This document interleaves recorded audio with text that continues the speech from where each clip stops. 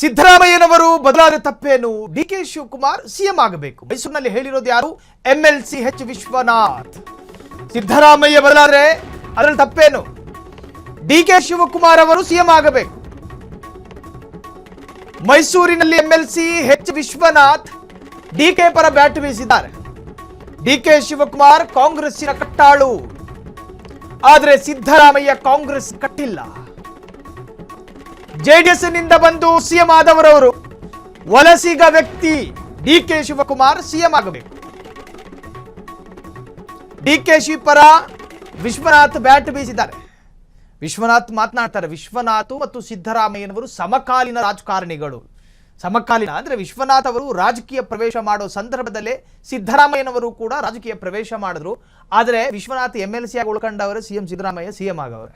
ವ್ಯತ್ಯಾಸ ಇಷ್ಟೇ.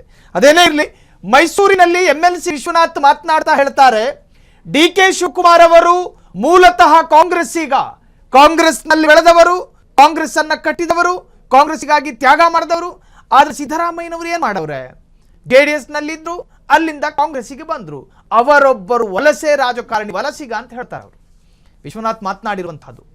ಮೈಸೂರಿನಲ್ಲಿ ಡಿಕೆ ಶಿವಕುಮಾರ್ ಪರ ಬ್ಯಾಟ್ ಬೀಸಿದ್ದಾರೆ. ಸಿದ್ದರಾಮಯ್ಯನವರು ಬದಲಾದ್ರೆ ತಪ್ಪೇನು?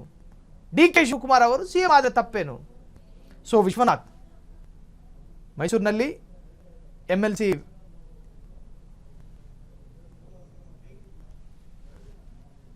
ಜೆಡಿಎಸ್ ನಿಂದ ಬಂದು ಸಿಎಂ ಆದವರು. ಡಿಕೆ ಶಿವಕುಮಾರ್ ಮೂಲತಃ ಕಾಂಗ್ರೆಸ್ ವ್ಯಕ್ತಿ.